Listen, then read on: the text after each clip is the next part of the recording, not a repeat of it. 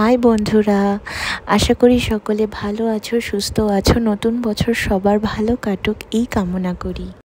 আজ কোনো ভ্লগ নয়, আজ কিছু মনের কথা তোমাদের সাথে শেয়ার করতে এসেছি।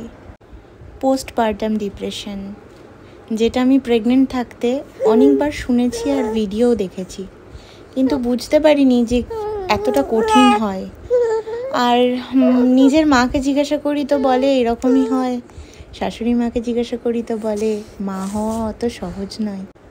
কিন্তু সত্যি কথা বলতে এইগুলো প্রথমে কেউই বলে না। সবাই বলে যে নিয়ে নাও বেবি, আমরা বড় করে দেবো, মানুষ করে দেবো। তারপরে আফটার প্রেগনেন্সি এগুলো কিচ্ছু হয় না, একমাত্র হাজব্যান্ড আর ওয়াইফকেই ফেস করতে হয়। এটা সবার ক্ষেত্রে আমি বলছি না, কিছু কিছু হাজব্যান্ড ওয়াইফের ক্ষেত্রে এটা হয়ও না, তাদের শ্বশুর শাশুড়ি মা বাবা সবাইও হেল্প করে। ইভেন সব থেকে মেন দরকার যেটা রেস্ট, আমি যেটা পাইনি। আমি এক মাস 2 মাস শ্বশুরবাড়ি আর বাপের বাড়ি থেকে 3 মাসের মধ্যে আমি বাড়ি চলে এসেছিলাম। তারপর যেটা হয় আর কি, 2 মাস বাড়িতে না থাকলে এমনি ফ্ল্যাটে থাকি, ছোট জায়গা, নোংরা, বাচ্চাটাকে নিয়ে সব পরিষ্কার পরিচ্ছন্ন করে আরও শরীর খারাপ হয়ে যাওয়া। তারপরে ওর আবার ট্রাভেল করা, শ্বশুরবাড়িতে যাওয়া ওর অন্নপ্রাশনে, তার জন্য এখানে ওখানে, আমি তো আর পার্টিকুলারলি এক জায়গায় থাকি না। এই করে পেন পেন পেন এখন আমার আরও যেখানেই যাই খাটনি। এটা সবার ক্ষেত্রে হয় কি না আমি জানি না, কিন্তু নিজেকে প্রায়োরিটি দেওয়া এখন আমি মনে করছি খুবই দরকার।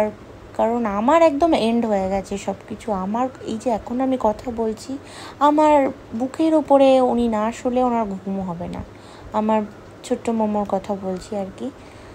তো আমার এইদিকে ব্যাক পেন হচ্ছে, পিরিয়ড ক্র্যাম্প হয় সব রকমভাবে। এবার এইটাকে তো আমি কিছু বলতে পারবো না আর 4 মিনিটে সব কিছু বলা সম্ভব নয়।